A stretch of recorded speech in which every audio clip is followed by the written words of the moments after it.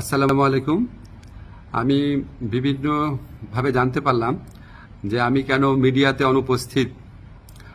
এটা নিয়ে সোশ্যাল মিডিয়াতে বিশেষ করে বিভিন্ন জল্পনা কল্পনা হচ্ছে এবং কেউ কেউ এই ধরনের আজগুবি কথাও বলছেন যে আমি নাকি বিদেশে চলে যাচ্ছি। আমি সবাইকে আশ্বস্ত করতে চাই যে এই ধরনের কোনো পরিকল্পনা এমনকি চিন্তাও আমার মাথায় নাই, প্রশ্নই আসে না। আমি মনে করি এই ধরনের গুজব, গুঞ্জন এবং আজগুবি বিভিন্ন তথ্য যারা ছড়াচ্ছেন, এটা হচ্ছে আজকে ছাত্র জনতার যে ঐতিহাসিক জুলাই বিপ্লবের মাধ্যমে আজকে যে জনগণের প্রত্যাশা সৃষ্টি হয়েছে সেটাকে বিভ্রান্ত করা এবং জনমনে অহেতুক প্রশ্ন সৃষ্টি করার একটা অসৎ উদ্দেশ্যে করা হচ্ছে। আপনারা কেউ বিভ্রান্ত হবেন না।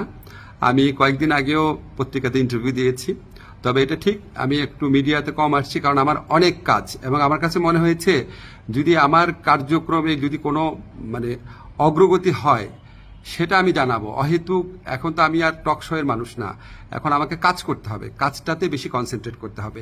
তো আমার প্রবাসী কল্যাণ মন্ত্রণালয় এবং আইন মন্ত্রণালয় দুই ক্ষেত্রেই কিছু অগ্রগতি হচ্ছে।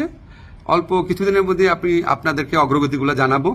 আর এই ধরনের গুজব গুঞ্জন যারা রটাচ্ছে তাদেরকে আমি অনুরোধ করব মিনিমাম ইনভেস্টিগেশন করে তারপর এগুলি বলেন, না হলে মানুষ তো আপনাদেরকে মিথ্যাবাদী ভাববে, ঠিক না?